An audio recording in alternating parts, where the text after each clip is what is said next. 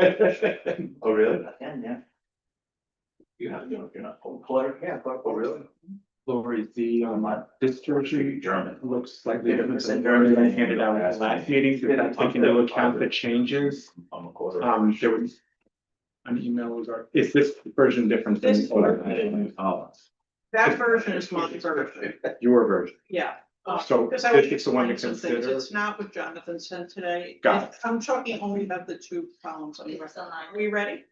Okay, so you can, lead us to the or have someone else lead us to the play. All right, good evening, everyone. I guess calling to order the meeting of the Climate Smart Task Force, Monday, September 15th at 5:30.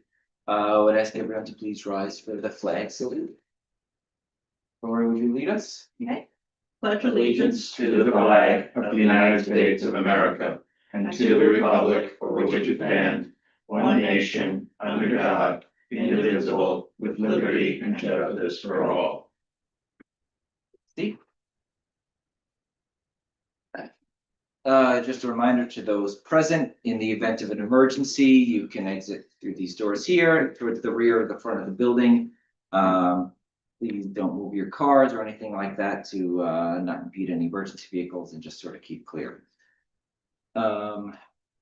I will turn to Coordinator Devlin, I believe, for the swearing of new members now. Okay, good evening, everybody. And before we swear in the new members, I thought that it would be good for the people watching at home for us to go around the table and have everybody introduce themselves. And for our next meeting, we should have name plaques for everybody. So if you'd like to start, Jonathan. Sure. My name is Joshua Maines. I am a village resident and an educator in the Patchogue Medford School District. I am Paula Murphy. I am a Patchogue resident and I am a big part of the garden club and beautification and tree committees in the village of Patchogue. Hello, I'm David Kennedy. I'm the Executive Director of the Village of Patchogue Business Improvement District, as well as Assistant to the Mayor for Special Projects here in the village. Caitlin Jackson, I am a village resident and I was involved with the PEP committee and a few other environmental committees in the village over the years. And I work for the National Park Service and my office is next to the Watch Hill Ferry Terminal.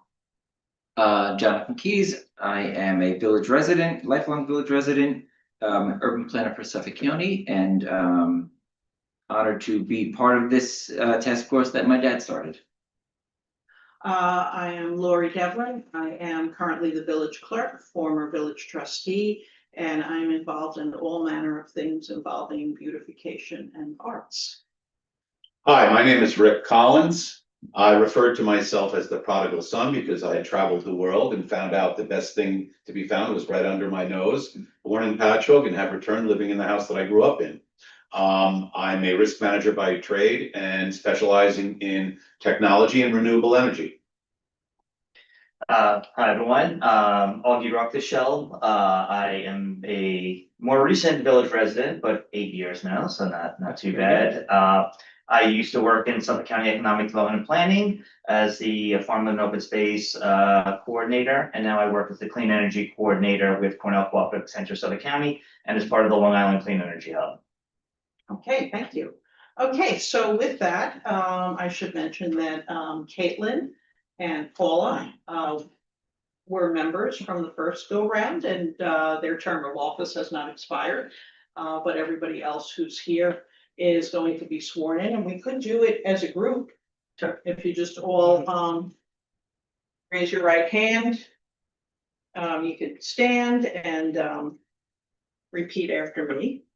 And of course, you will say your name. I, David Kennedy, August Collins, do solemnly swear do solemnly swear that I will support the Constitution of the United States that I will support the Constitution of the United States and the Constitution of the State of New York, and the Constitution of the State of New York, and that I will faithfully discharge the duties and I will faithfully discharge the duties of member of a member of the Climate Smart Task Force of the Climate Smart Task Force according to the best of my ability. according to the best of my ability.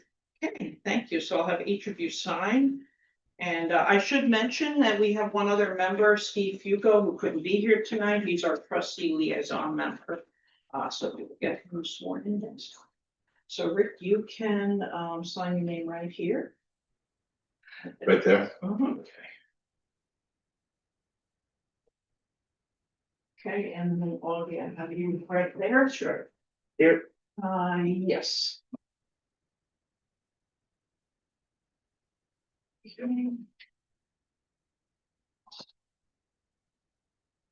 Signature was. Whatever works. Over the years, it's moved who they are. I think I'll Right probably there. corporate letters of mine. Yeah. I have Just the distance. Yeah.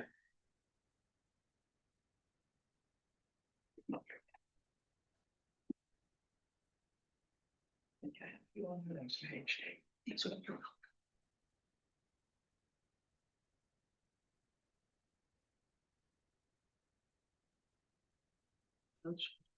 There you go.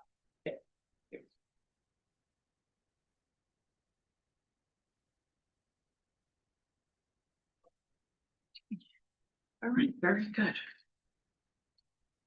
All right, congrats, All right, yeah, new congratulations. members, and thank you, Lori. All right, and I'll turn it over to Chairperson Keys. Sure, so wanted to spend a few minutes reviewing a few items that were preliminarily identified as potential actions to be taken towards certification as a climate smart community. These are based on the certification action checklist that has been developed by the DEC for the purposes of this program. So in our informal discussion last month, Augie had identified an opportunity under the community campaign for electric vehicles that should help us with earning points for EE8, which is a supporting a green innovation economy and associated community campaigns. As part of this, Augie facilitated connection with Rosemary Muscali, the Drive Electric Coalition. I just want to read a brief paragraph about it and then open it up to any sort of further discussion. So the intention here would be to pursue an electric vehicle community campaign. The intent is for the local government, along with partner organizations and volunteers, to initiate and develop partnerships with car dealerships, platform providers, and or other EV industry partners to offer local residents and businesses a variety of makes and models of electric vehicles. The offer may be promoted through ride and drive events and other outreach efforts. I will say, because we've set a goal for registering 70 vehicles over the next calendar year, 70 electric vehicles within the village as a way to get points under this. But really, Dave Kennedy and Augie took the lead on this and making the community coordinations and stuff. So I wanted to open it up, see if there's a little more to discuss on that topic. Either one of you. Me? Yeah.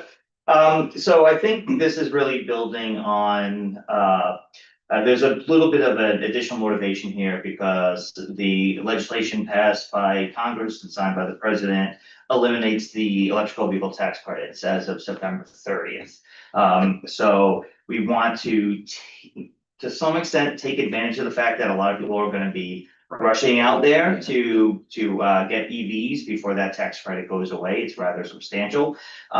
There's also some flexibility in the law, as I understand it, that, people can make like down payments before, this month and still qualify. So we'll still be seeing some motivated electrical vehicle purchases in October and November. So, I also think it's so important to build the awareness that they could still go out there and do it.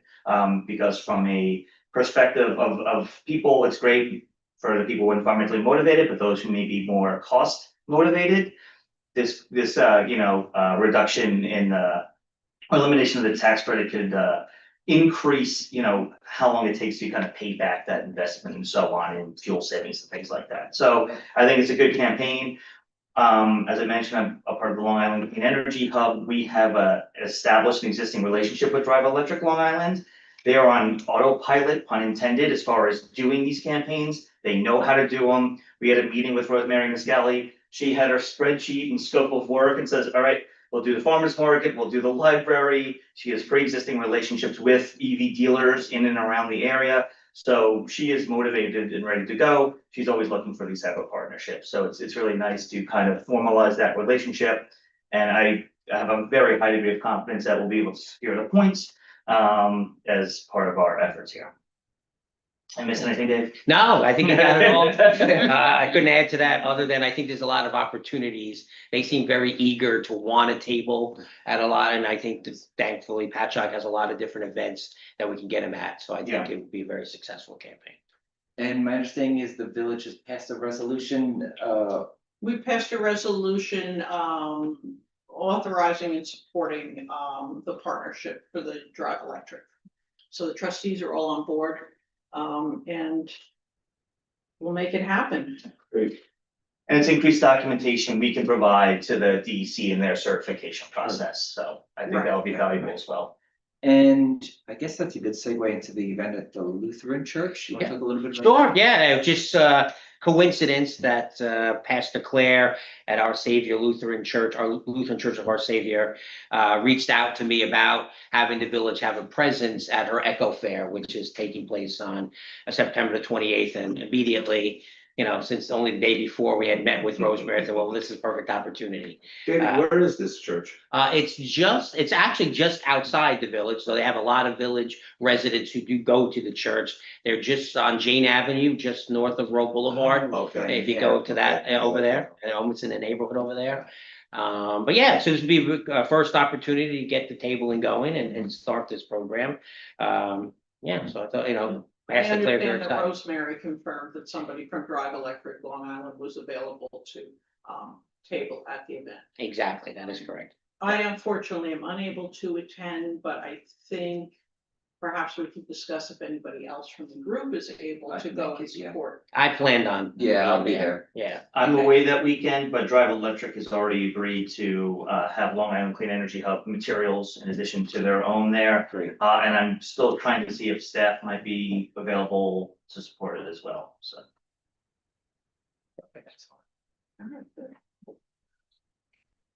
That's a Sunday. Okay. Correct, yeah, there'll be a mass at 10. Yeah. 11 o'clock, And then- it's right after their church Correct. service, so everybody will be there for the church. They have like a nice outdoor area in the back. What, I'm sorry, what is the name of the event? What are they? They just call it Echo Fair. Echo Fair? Right, Yeah. okay.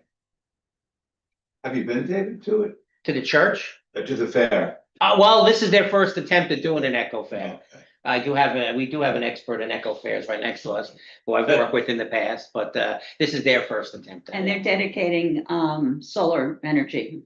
Oh, that's right, they That's get, that, Oh, yeah, thank you for the- reminding me of that, they did get new solar panels at their church, so this is an opportunity for them to Oh. dedicate that and they celebrate that. Yeah, As a and blessing. Pastor Claire has maybe been there, what, 18 months? She's young, she's a young pastor. It's been a couple years now, I think it's been there for years. Yeah. So then. Over years? Yeah. Years. Yeah. Very energetic. Yes, She's very Lovely energetic. woman. She's great, she's out in the community all the time. absolutely. Maybe I'll use that, mentioning that and getting the word out there if folks are watching. The tax breaks for solar installations is actually, we have more time for that rather than residential. So this is a church that's on the solar panels. They get a 30% federal tax credit on that. That, the ability to access those tax credits will last if you initiate a project before 4th of July of next year. So a church, synagogue, a mosque, a non-for-profit, a village can initiate a project before July 4th of next year, as long as it's completed before July 4th, 2027. They are still eligible for the 30% federal tax Oh, credit. that's good to know. So, so there's still more time for small businesses and nonprofits than there are for residential homeowners. Residential homeowners, it's done at the end of this year. I should note, because maybe not everybody knows, or people who are watching, that the village did qualify for that 30%. Actually, if you have grant funding, you only get 25% if there's grant funding in the project. But we got 25% for our solar array that's behind the theater on Oak Street, and we qualified for 30% for the railroad.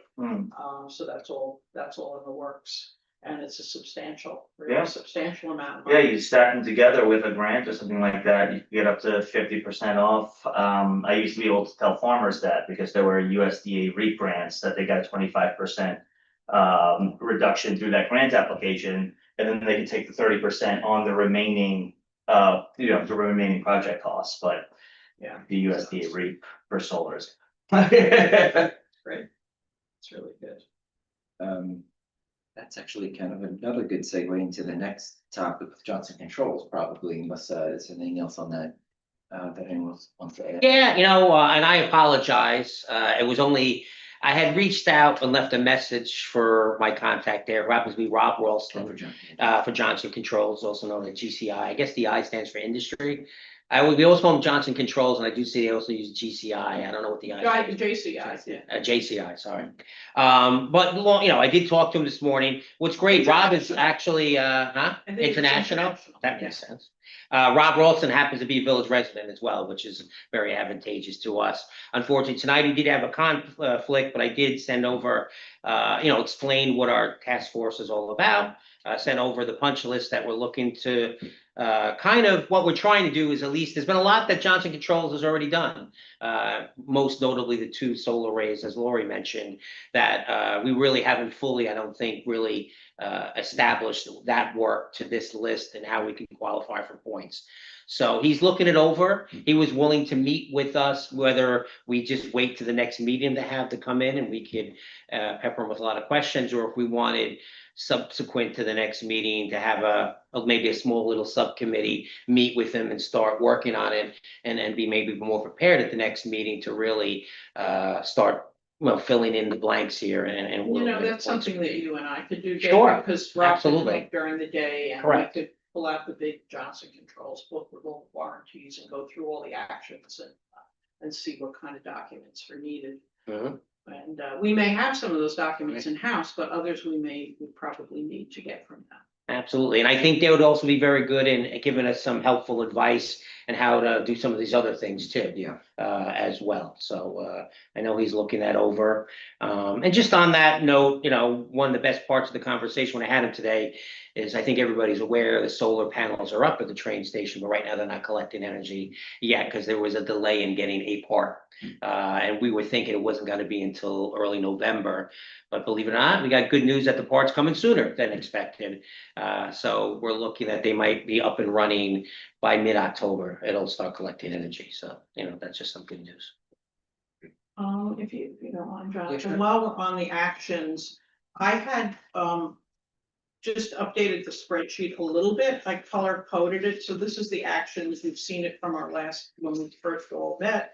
And then Jonathan sent it out today. But see, when you go on their website, you only have certain options in the drop down, which is complete, planned, unplanned. So this was way back when, hit the complete on things that either we did complete, but I haven't provided any verification. So those are the things in light pink here, as opposed to the yellow, for which the state knows that we accomplished the task force and the coordinator.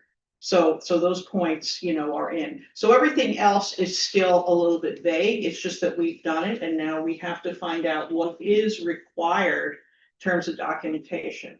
Now, I ran out of time, or I would have noted that some of these are duplicative of the clean energy certification that we got, in which case I have the documentation because I already applied for the clean energy.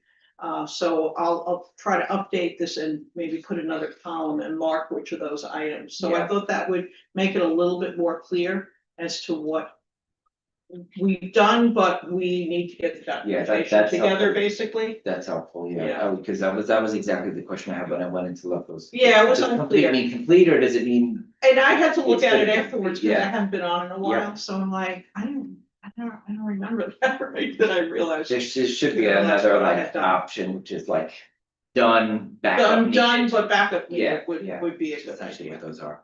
But this should be helpful to everybody on the board, because these are the things that we want to see how many points we can get. And the way I see it, then our next step is to identify those things that we can implement beyond the, Yeah. campaign. I don't know if anyone has taken a look at the list and, seen particular items that they maybe want to sink their teeth into there, or that feel like they're right in their wheelhouse. I can say for myself that PE6 regarding land use, the vast majority of those are things I'm very comfortable with, so I'm happy to take the lead by myself or with any support on any of the PE6 items. I'm gonna start working on Oh, those, that would be hopefully to have great. some updates for next meeting, but, I believe we were talking about, qualifying the low hanging fruit. Yeah. First, correct? yeah, absolutely. Yeah, If there's, I mean, I suppose we can open it up to what people feel does constitute low hanging fruit on any of the particular items. I do think, I think those two things could happen simultaneously. I do think a divide and conquer approach is the only way to even start Yeah. wrapping our brains around this. Yeah. This is 4 pages of spreadsheets with multiple things, so I wonder if, you know, there's 8 of us here, if one person I mean, you just kind of step forward on P6, if someone else wanted, not even to be responsible for carrying through Sure. the, you know, the recommendation programs, but just what do we think is the low hanging fruit within that subject matter? And then kind of reporting back at the next meeting. Okay. Does that make sense as a strategy? Yeah, that's a great idea. And also I noticed something in PE6 that I hadn't marked, which is the electric vehicle charging stations. Because by the time the job at the railroad station is complete, we're going to have a substantial amount of vehicle charging stations. So, you know, you can just leave that in my hands. Okay. Me and David to, you know, pull together whatever's needed. So for, maybe we could just, I'll call out the headings, and if people wanna say dibs at it and then report back, as Augie said, by next time, what they preliminarily think might be worth pursuing, even if it's only 2 or 3. Yeah. You know, if there are 20 here, 2 or 3 from any given category is enough. Right. Yeah, but I'll take 3 and 4 together. I must decrease energy use and shift to clean renewable energy. I don't get Augie's direction on the energy.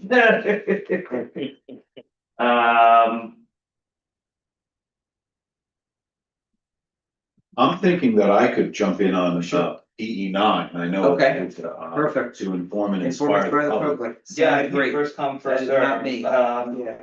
I'm not saying no to that suggestion, Jonathan, I'm just looking to see if there's a better fit for like what the clean energy hubs are Sure. doing. So that was not a no, that silence was not a rejection. I get I don't wanna put anyone on Like, the take spot, advantage of that sign. Yeah, you sure did. but. Rick's like, what is the shortest one? I'll try I to thought that I could I'll try do the best at. PE5. Okay, so PE5. Oh, that's great. Comes from I'm material willing to take another one along with that. I could do P7. Okay, and Caitlin for PE7, yeah. I could help out with PE7 since, Augie did point out PE9 is, rather, pert. Again, though, only with 2 or 3 from any, I mean, Yeah.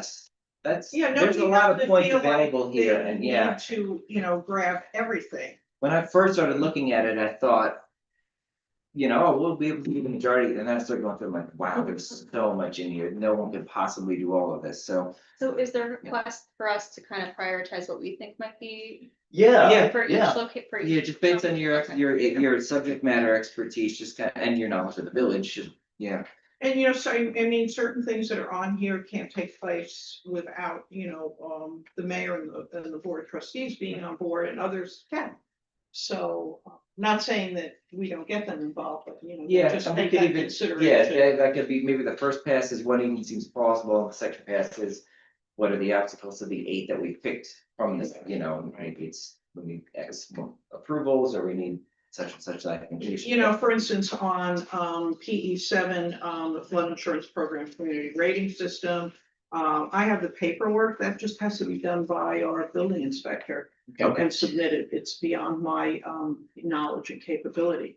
So, you know, that's been passed off to him. And, I mean, I guess, you know, as the executive director of the Business Improvement District, former executive director of the chamber, I'm thinking PE8 might be something I could work on a little Which bit. one? Which is the support a green innovation economy. Oh, yeah. And then this will all change, you know, over time. We're gonna have to Yeah. overlap. Yeah, exactly. Things will Yeah, overlap, just as things like will- what Right. seems achievable at our Right, next meeting. Right, I this mean, is just yeah. a first, an initial. Yeah, path. I'll take P4. Yeah. I don't think that one's. Or, Then- no, I want that one. I thought you had 3 and 4. I thought. if you look at 3, a lot of that was completed with Johnson Control. Yeah. It's not that we can't expand on it, and maybe it's a good idea to expand on it. Maybe we'll wait till we hear from Johnson after next meeting to figure out a game plan for 3. Right. Right. Maybe there's nothing for, maybe, you know, if we have 8 or 9 already, there's probably no need to dig any further. Yeah. Well, some of these I see reduced number of outdoor lighting fixtures. Is that a good idea? Even, I mean, you might want to reduce, but you don't want to lose. Yeah, The I don't ability to keep think, areas well lit for safety. I think that we have a dark skies compliant lighting, and we also have switched over everything to LED. So I don't believe that the mayor and the trustees would want to reduce outdoor lighting fixtures that are our own village owned, because safety Yeah, is a factor in Yeah. the village. So that's something I wouldn't recommend. Can I ask a question? I'm just curious, if there is already a plan in place to electrify as equipment is retired. I don't know what the life cycle is, but I'm looking at something like P for the electric landscaping equipment. I'm just curious if. So we had a resolution adopted a number of years ago, it was sort of aspirational to move toward electric vehicles whenever feasible. Sometimes the mayor's reluctant if it's a vehicle that's got to push a snow plow, let's say. But we have, for the most part, most of the new vehicles that we've purchased, if they don't require that, heavy use, have been either electric or plug-in hybrid, but we haven't done that with the landscaping equipment. I don't think that it would be out of the question if it's not cost prohibitive. Sometimes there's grants for those things. Well, that led me to the second question. Is it possible, David, you might know the answer, is it possible, for example, to take an economic kind of angle at things and find out, like, I don't know if you have this information, but like, how much does the village pay in gas, for example, in gasoline? Can we compare that to what it might be and figure out, maybe with Augie's help, what the long-term savings would be if we were to switch, Right. like, Direct cost benefit. Yeah. Yeah. Yeah, absolutely. I don't know that, but it's something to definitely look into. that's something. It'd be interesting to see what's available in that, standpoint. I mean, and then there's practicality. I mean, I know I have an electric lawnmower at home, but it plugs in. I mean, that wouldn't work for our guys. So it would have to be battery. Yeah, battery. It'd have to be battery. Yeah. operated. The batteries exist for it now. Yeah. They'd be running over each other's. Each other's. Well, sort of related to that point, though, there is, there's a technical assistance component to this that's provided by, local, there are agencies designated by the state, I think, to provide technical assistance to answer those sorts of questions, I believe. I don't know if I'm understanding that correctly, but, like, through the universities, I think they provide coordinators and stuff who maybe can help us suss that out a little bit further. That's something I can pursue a little bit more. Is that part of the greenhouse gas assessment, or like, I remember from. I think it's specific to this program. There are sort of, I'm thinking of like IMEG has Sarah Oral, who helps communities document X, Y, I and think Z. Andrew's managed it, Yeah. right? Well, I Yeah, have Andrew and Sarah also. Yeah, Oh, and sorry? Sarah will be yeah. available also. so, Okay. yeah, I Like think the- that's maybe a little bit more detailed and sophisticated than the Okay. assistance they give, but Okay. I wouldn't wanna speak for them directly, Okay. but. Yeah. Is that part of so if you're at PE two, the community greenhouse gas inventory yeah. that's planned, is that, I don't know what that entails, but would that, for example, would this fall under that umbrella of like, Yeah. where is the village using? I think that is, from what I remember, that is certainly the intention of that. I do remember looking at it and thinking it was a really big undertaking and would ordinarily be the type of thing that I would think a planning firm would Outside do, and control. not something that. That might be a good. Everything in two is big. Mhm. I think that would be a good question when we speak to Rob Ralston, because they may have done that for the buildings Yeah, before we entered into the agreement with them. up to get like the before and after. Yeah, but I wasn't involved in the early days of the meetings with Yeah. them, so I'm not entirely sure. But it seems to make sense that they had a sense of what the greenhouse gas emissions were. That brings up a good point too, which is, I mean, we're all calling out the categories we're gonna look through, but the 8 or 9 word description on the actioning doesn't really tell us what's involved. So in order to know that, we all need to make sure that we have logins and access to the portal. I've been trying to consolidate it into just the most salient points on the slide deck, just to give you a kind of at a glance view of what each action entails. But each one of these has its own page on the portal to read a little bit further about, okay, what exactly is involved in fleet inventory. Yeah. Would it make any sense to create a Patchogue Village like .gov email account that we all use to access that documentation, or I rather was than able to, create I would, logins? if Lord sent me an invitation and I was able to use my own.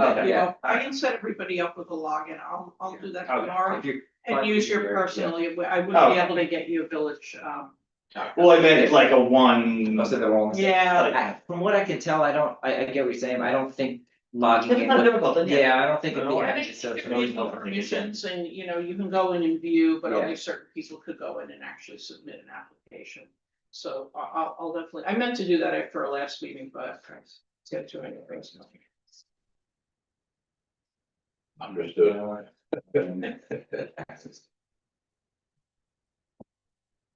Did that answer your question generally? Yeah, I mean, I'm just trying to figure out what the best angle is to take with some of these things, and it Yeah. seems to me that certainly with the community, it would make more sense if there was a way to present possible changes in light of, this could be a cost savings down the road for the Right, community. right, This okay. would be like a Yeah. benefit to the community from, an economic point of view that that maybe that Right. would create a better kind of buy-in. Well, Makes that's sense. where informing and inspiring comes in, I think, correct? Sure. Yeah, I haven't Yeah. actually read the details of that particular credit, but the education, the outreach and engagement, that could be part and Yeah, parcel to yeah. document, yeah. Yeah, So there's understand what the cost benefit is, and then. so you That's what get the the credit engagement itself, and and then enthusiasm let that's them know about it. necessary to do this. You want And participation. certain things require participation or community buy-in, and other things are kind of behind the scenes. So Right. when we talk through the actions, we can say, hey, Rick, this one's for you. This, we're gonna implement it, but you need to promote it. Oh, And I think it's fine, that's it's such a short little list. I mean, and some of them are, pretty achievable. I mean, looking at Yeah. 9 social media, you talked about, the solar projects that Patchogue's completed already. Yeah. We'd send out a post tomorrow, say, even though the work was completed a while ago, we could talk about it Well, tomorrow, Need to put on Patchogue Village Facebook page, and I do LinkedIn, and those type of things get good interest in Yeah. LinkedIn, because you have engineering companies and people who have more of that mindset. Just let me know. You can send it to me and I'll put it up. Hey, go ahead, I'm sorry. I'm sorry. No, I was just gonna say we should just announce we're gonna participate in the Eco Fair. That would just be an easy. Yeah, Right. always go there. Right, just to throw it there, Yeah. I don't know if there's already been an event scheduled for when you guys finally turn the lights on, so to speak, with the solar array at the train station, but that seems like. Yes, there was Yeah, always, David's gonna set something Yeah, up. when we that come is out. a Like that would be really nice, I think. I agree. That's a good idea.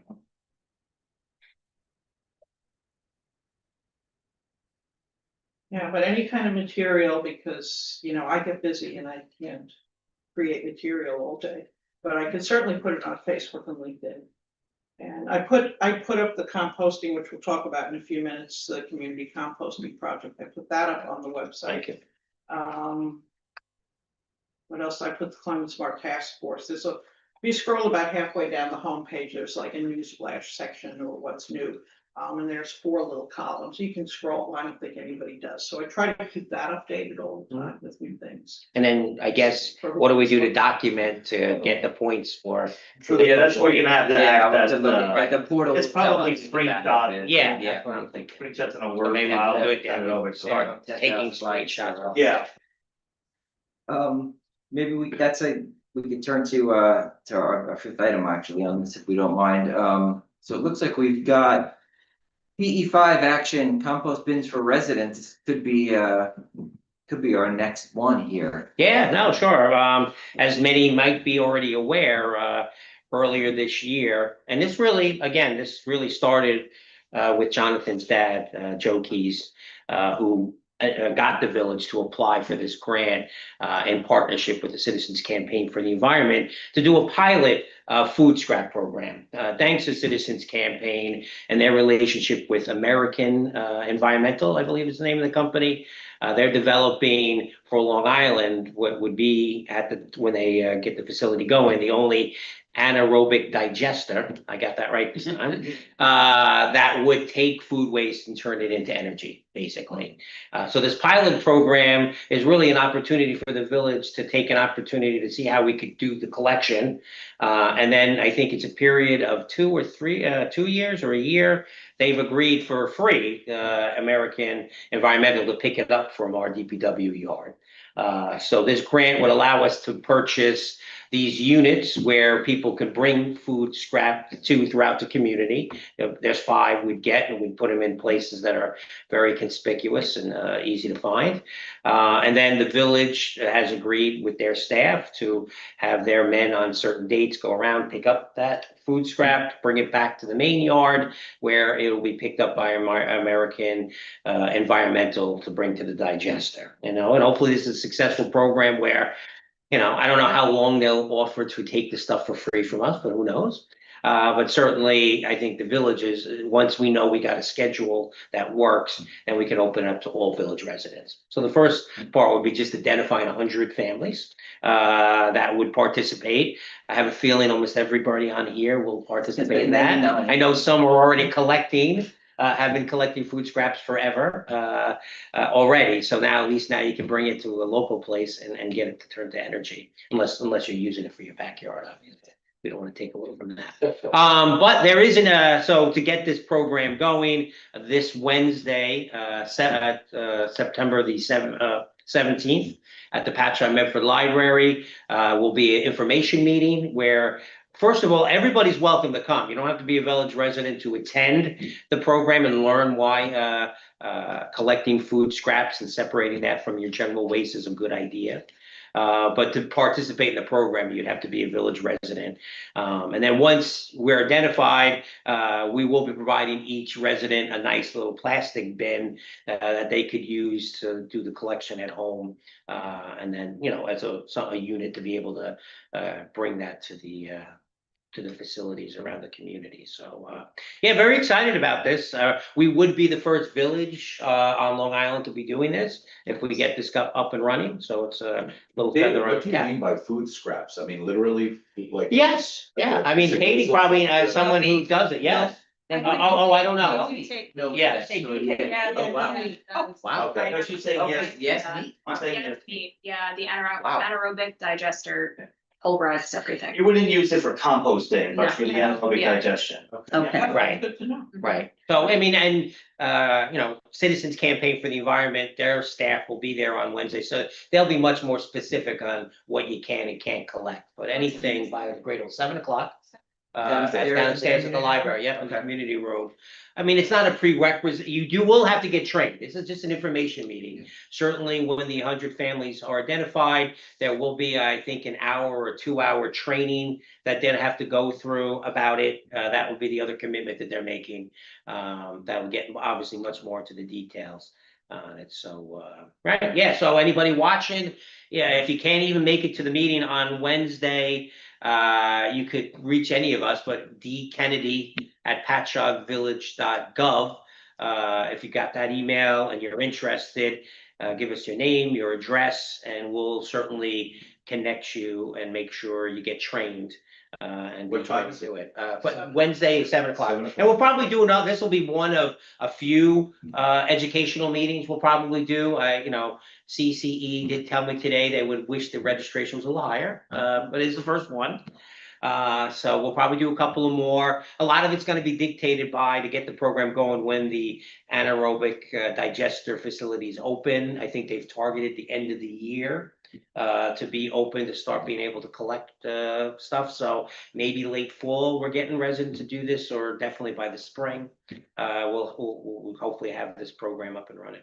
And if I could just comment, the collector units will be publicly placed, but they'll only be accessible to the people in the pilot program through like QR code. Yes. And a way.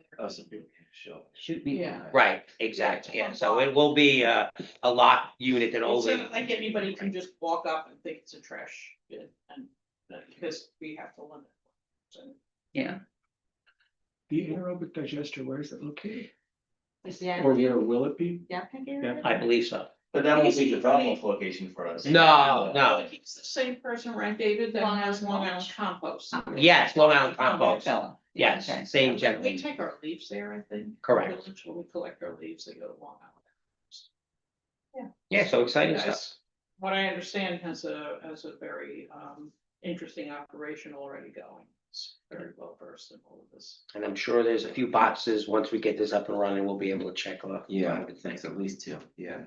How about our pollinators? Yes, I mean, actually, I appreciate this. I mean, actually, Lori Devlin has been the leader in the pollinator garden. Caitlin, Oh, and okay, I didn't know that. I only learned about it through Lori, and I know this is another program with Citizens Campaign.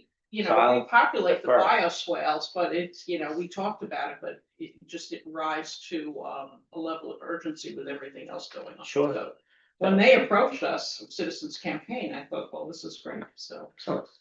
So I don't know if you wanted I to, don't know what's going Oh, on. okay, all right. We gotta get, it's another grant that we've got. Yeah, Let's so let the Lori- Citizens Campaign got this grant, so this money was allotted to the state through a settlement with Monsanto over some sort of industrial chemical herbicide. I don't know if I don't think it was Roundup, maybe it was, I have no idea, Roundup is a different company. But Yeah, anyway, so- Roundup Is is that, okay, Yeah. so this settlement was provided to New York State, and then the money was made available to nonprofits who would do things that would be beneficial to the environment. So one of those things was pollinator gardens. So Citizens Campaign met with us. We said, yeah, we've got these bioswales up by the lake, and they applied, and I believe they got funding for Port Jefferson and for us, and that involves having a professional design it. So I've been working with them on native plant suppliers. There's some nurseries that we've worked with successfully that I think will be good for them. They ran a list of plants by me. I gave it back to them. For the most part, I was satisfied. I did add one plant that I thought they neglected, which was Joe Pye weed. Oh my God, they neglected that. They didn't have Joe Pye weed, which is a great pollinator plant. I mean, the monarch butterflies absolutely love it. Yeah, it's really amazing, and it grows so easily. So they're gonna work up a plan with us, and we may not get all of the swales planted, but it would be a good pilot program, because what happened the last time was that the county planted it, and then they kept it, kind of cordoned off to keep out the waterfowl. But during that time period, it became infested with invasive weeds like mugwort and other horrible things. So by the time they took the netting or whatever you want to call it off, we were looking at more weeds than plants, and some of us were involved in The spur. Yeah. The lake. by the lake, and we had a big group of us that weeded. There's like We nothing had, left once you're done weeding. yeah, I mean, Caitlin was there, Paul, were you there I for the was. weeding? Yeah, and we had enormous piles of weeds, and there was almost nothing left in the swales. And then finally, the mayor was like, you know what, just mow it down, just get in there with the mower, this is just a mess. So it was very unfortunate. Maybe with the proper care, I never did see waterfowl really trying to infiltrate or get in there. I think it would have been better if, like, down at the Living Shoreline, like we did with the Phragmites and Joshua's class help, is to get in there early and, not let these things get a foothold until the plants we actually want, are able to establish themselves. But they're gonna work with us on that with professionals, so I thought it would be a wonderful thing. How can you say no? And I believe there's probably an action here, Yeah, I right? think John? there's look, forestry tree planting, and probably something that we can. I think there is, I make it think, fit. Yeah, I saw it Yeah. somewhere along the way. You want me to just go right? yeah, into keep going to Main tree Street, planting? yeah. Yeah, so the bad news and the good news, so. Many years ago, when I first established our conservation tree committee, and Paul has been there with me all along since I was a new trustee, and I decided that nobody was caring for the trees. One of the first things that I did was get the village a grant, and we planted a lot of trees on Main Street. So there were a lot of trees planted in the 90s, and then certain ones got taken out. Certain ones were lost. Over time, this just happens with street trees. So we filled all the empty tree pits. And then down by now NYU, formerly Burlington Coat Factory, there were no trees at all. So I had tree pits put in some beautiful trees. The most successful ones were the hybrid elms, the Chinese hybrid elms. So now that we're connecting NYU Langone to the sewer, 2 of those have to come out today. Beautiful 15-year-old, my best trees. We have trees that we just pray that they grow. These just grew. Where do they go? And then we pray there are some trees that They're die. gone. We had to take them out because They the replant roots. them? You can't. They can't replant them. Yeah. They were too established. The roots were so, extensive underneath the sidewalk that if they cut the roots, even if the tree lives, you destabilize it to the point it becomes a liability with a street tree, being in insurance. So, if that tree falls over 2 years from now because they cut all the roots on this side, that's a problem also. The good news about that end of town is between the 2 buildings that are going in, we're gonna be able to reestablish tree pits of a more substantial size, 4 feet deep minimum, maybe 5 feet on the Main Street side. Which sounds like a lot, really isn't. The front will probably do 5 by 8. And then around the corner, along Ryder Avenue, maybe there'll be 4 by 6. Which is okay, we've done 4 by 6. And then I'm coming up with a plan now, probably Zelkova's hybrid elms, and then on Ryder Avenue side, maybe some Pestigia hornbeams. Because it's more narrow there. Yeah, that's right. Yeah. And then they're gonna plant those trees. So then we're gonna have consistent young trees all the way down in front of NYU Langone and then wrap around the corner. So at least we'll have a plan. Yeah. But there's one hybrid elm that actually they don't need to take down. So it's gonna be there in all its glory. But Save the trees. yeah. So then the next Can I thing ask you- is, I'm sorry, I just had a quick question. I'm not familiar with the species that you mentioned planting. Are they ecotypic to Long Island by any chance? not Or necessarily. would there be, because- is there a reason for not prioritizing local plants as opposed to? We've learned a lot. There's a lot that goes into street trees. You have beautiful things like we have now honey locusts, which I think would be considered native, but their roots are a real problem. They stay close to the surface, and part of that can be compactation, but they have a tendency to heavily lift the sidewalks. We're constantly and we're gonna be taking out a number of these, unfortunately, but we're constantly dealing with lawsuits of people tripping. We've gone to the extent of lifting concrete flags, shaving the roots down, putting the concrete back only a year later to have that shift again.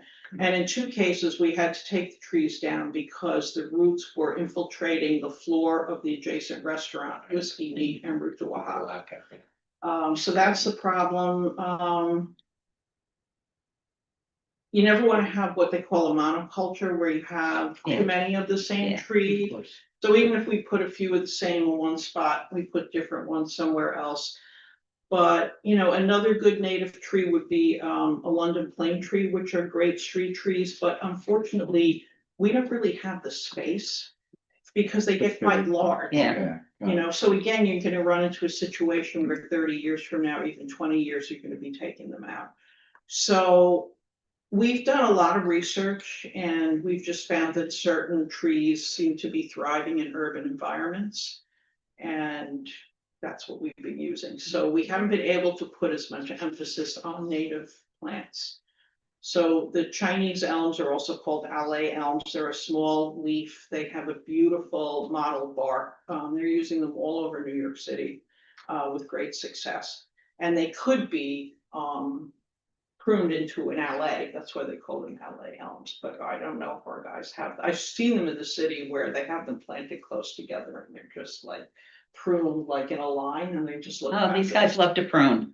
They love to prune. Yes. It's a giant fight. Yeah. It's like you really did your homework.